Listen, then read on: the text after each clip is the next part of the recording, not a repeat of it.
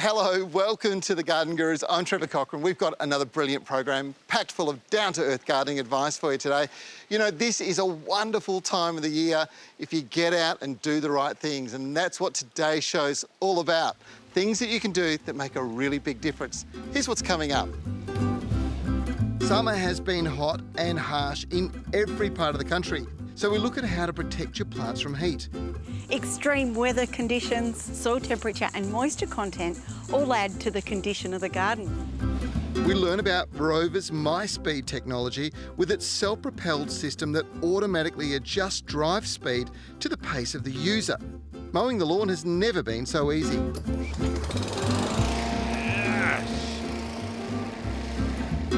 And we'll share a stunning flower that symbolises rebirth and new beginnings. When we think of the beautiful, bold flowers of a daffodil, we often think of sunny spring days. And now is the perfect time to start planting. Dig, dig, dig, dig, digging around. Dig, dig, dig, dig, digging the ground. I got my spade, I got my hoe, I got my rake, and I'm ready to go.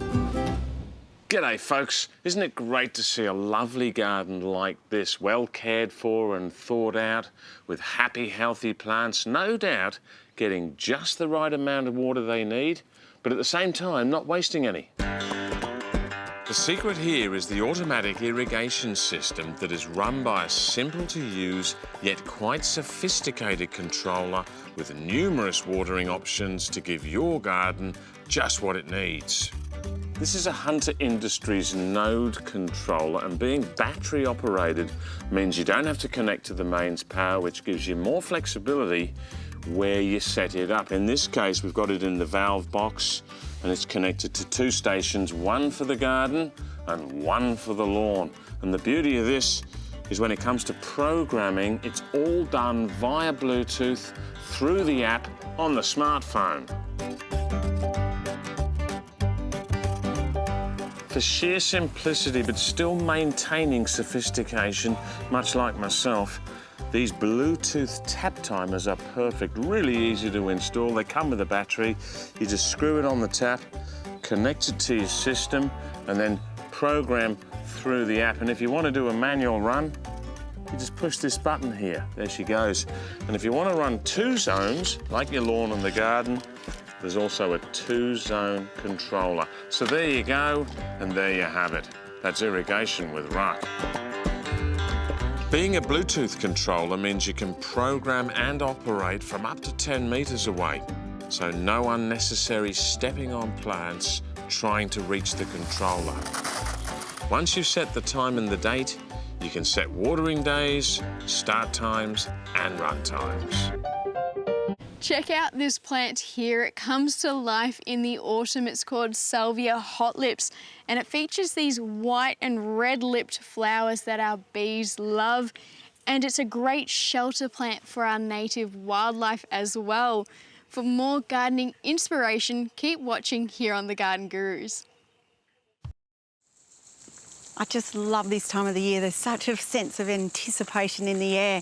It's just fantastic because I know we're on the downhill stretch to the weather starting to get cool. And the rain, well, it's getting closer. Autumn is nature's natural planting time, and I've got no excuse to not be inspired.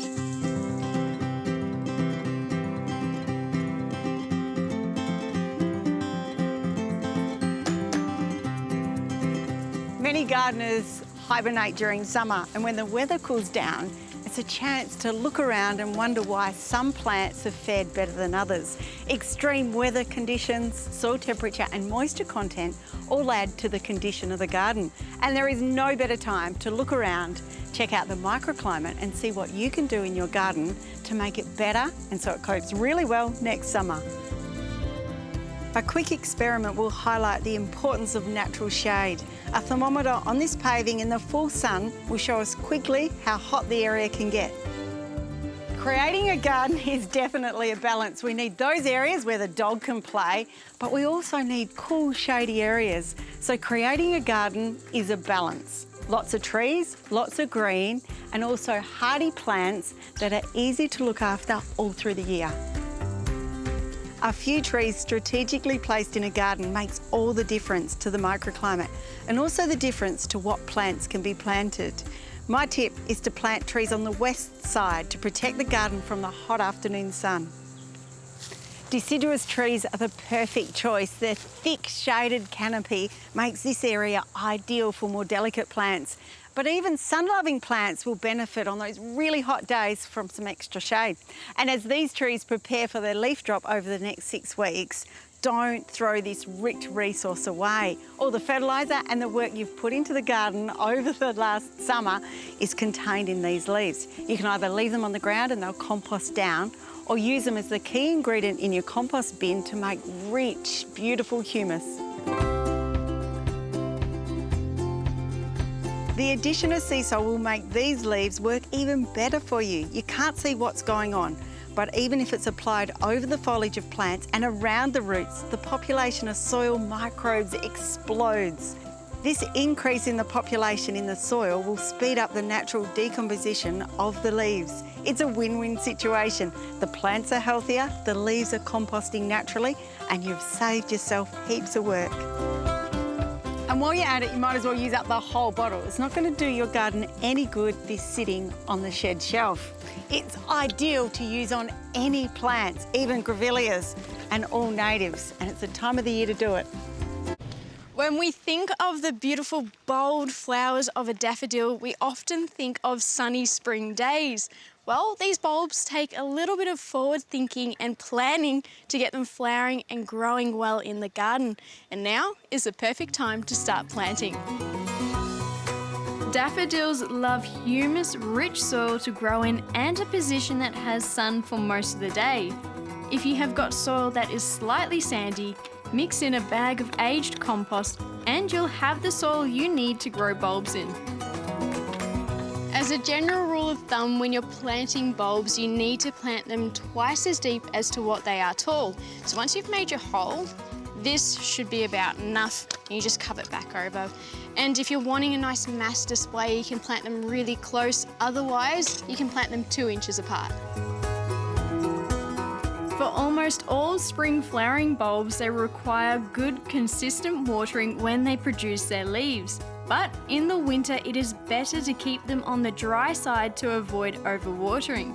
So for these bulbs, I won't begin watering until I start to see the green shoots emerging from the soil in late winter.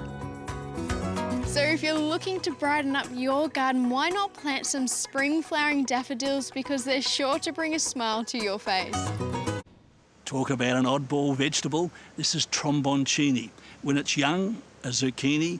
When it's old, it's a pumpkin. And it tastes a little bit like a butternut pumpkin. Obviously, it's a climber and it needs a pretty solid support. G'day folks, I'm just admiring the lawn here, giving it a bit of a visual inspection. Something that I like to do and recommend you do before mowing, just pick up any sticks and debris that might get caught up in the mow and flung out the side. And if you've got a dog, you just might want to get rid of some of that.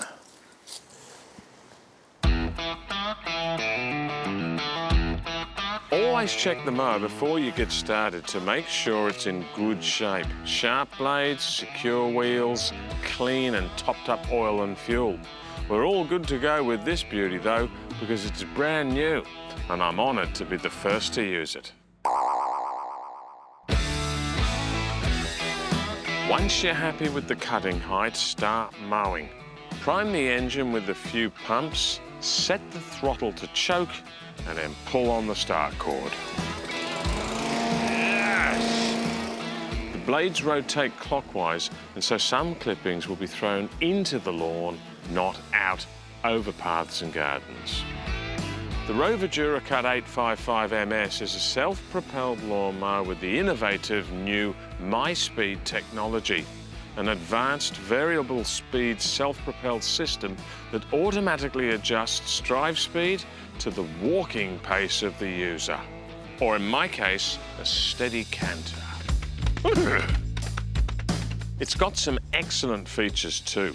Powerful 159cc engine, 18-inch deck, and smooth rolling ball bearing wheels. Plus the 4 swing back blades underneath here, which is where you'd expect to see them. I love the colour, and it's very easy to use, handy for a simpleton like me. You can cut and catch the clippings, or you can take the catcher off and put in the mulching plug, which comes with the mower. It's this unit here. Just lift that up, slot that in, and then when you're mowing, you end up finally mulching the clippings and putting them back onto the lawn. And it's also got this very handy deck plug here for washing the mower. You just click the hose on there, turn her on, and after a few seconds, she's clean as a whistle. So there you go, folks, and there you have it. That's mowing with Ruck. This week from Swan Valley Nursery, a very colourful selection of vegetables from the Metro Gardener range. Now, why would you go for colour? Well, purple and red vegetables are very high in antioxidants, and they're fantastic, not only for the gut, but for the whole body. Red okra, also known as lady's fingers, is a stunning and unusual vegetable with attractive red pods. These are best harvested when they're about 7 to 10 centimetres long, and they're great in soups and stews. What about this beauty? Purple asparagus. It has a milder, sweeter taste than the green forms of asparagus and can be eaten straight from the garden or cooked briefly by baking, boiling or steaming. It is so delicious. These contain potent antioxidant flavonoids, which are known to help reduce inflammation, and it's also believed they have anti-cancer properties. Now, you don't have to harvest all your asparagus and dig up the plant. They actually last for up to 20 years, so you can literally crop them every year. Red Brussels sprouts have a long growing season of up to 8 months. Now, before you bring up that yuck word, have a listen to this. These have a milder, nutty flavour than the green and crop over a few months. These miniature cabbages are a rich source of nutrients including vitamins A, C and K plus folate. Well, I'm on a mission to enjoy my 101st birthday in 2050. And it's one of the reasons why I'm growing and eating lots of colourful vegetables. See you then. You know I love my gardening, but sometimes, well, it's just time to sit down and read a book. And I wanted to do a little bit of paving, so I pulled out one of my reference books. Get a load of this guy, the paving guy. How handsome's he? I tell you what, this is a book that you just can't do without. Nigel Ruck, the paving guy. Hasn't changed one bit in all these years. As the weather begins to cool, you may notice a few plants in your garden getting a little bit hungry, and you might notice their foliage going a little bit yellow. And citrus are a common complainer at this time of year, but nothing a good feed can't fix. Scott's Performance Naturals Citrus and Fruit Organic-based fertiliser combines the fundamental nutrients needed for your trees to have a great crop this season. The best part, it's all made from 100% natural ingredients. Formulated from a source of nitrogen and nature, and it has been put to the test and passed with flying colours thanks to the Scott scientists. One trick I do when I'm fertilising my fruit trees in the garden is to apply the fertiliser at the drip line of the tree. Now, if you're not sure where that is, just look to the outer growth of the tree, and the soil directly below it is the drip line. And when you're applying your fertiliser, don't apply it next to the trunk because it could cause a bit of a burn. Instead, just apply it just on the outside edge like that, and the roots will be able to absorb all those nutrients much more quickly and efficiently. Once it's applied, don't forget to water it in. This one application will last this plant 3 months before it will require another feed. What I really like about this, it has been boosted with magnesium that aids the plant to not only produce healthy, sweet-tasting fruit, but it will also assist in keeping the foliage green all year round. To top it off, in a world where we're trying to be a little bit wiser and recycle more, it's nice to know that this has been made with 50% recycled plastics, and it can be 100% recycled through RedCycle along with your other soft plastics. So not only is it doing some good for our plants, we're doing some good for the environment too. I'm a huge fan of the fig, and it's such a delicious fruit. Depending on where you are in Australia, your crops have just finished or you're getting a late harvest arrive now. What makes a fig such a fascinating fruit is the fact that it's not really a fruit. In fact, it's so delish because it is a flower, a kind of inverted flower. And if you have a look at it, you'll see when you open it up, all these little stems coming up, but each one of them is an individual flower. So there are dozens and dozens of flowers, and at the end of them, you'll see little seeds produced. It's really quite fascinating, and it's what's described as a false fruit or a druplet. There are lots of different varieties, but this one is one of the rarer forms. It's known as panache, and its foliage and the fruit itself can be variegated with a golden striping through the fruit skin. The flesh, when you split it open, is raspberry in colour and rich in flavour. Now, the thing is, when you're growing figs, you want to be harvesting them for the longest period of time. So if you're going to put in 2 or 3 trees, don't get the same variety. Get trees that fruit at different stages of the season. That means that you can be picking for somewhere between 3 and 6 months of the year. There is nothing quite like fresh figs, unless of course you like fig jam, or maybe dried figs, or fig sauce. There's so many options.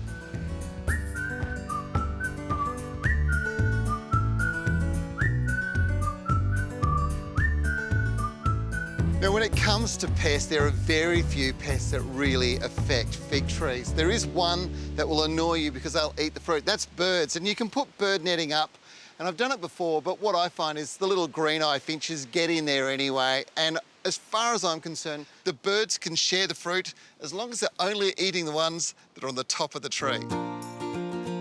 If you want to grow a fig, it's easy, and now is a good time to do it. Simply take a tip cutting about 15 centimetres in length and cut all the leaves off. Repeat this 5 or 6 times at least and grab a bucket of sand, or in this case, the lawn conditioner called Mineral Magic. It's a brilliant propagation mixture too, and it'll only take about 8 weeks before your cuttings drop roots and you have brand new fig trees to be planted out in their own pots.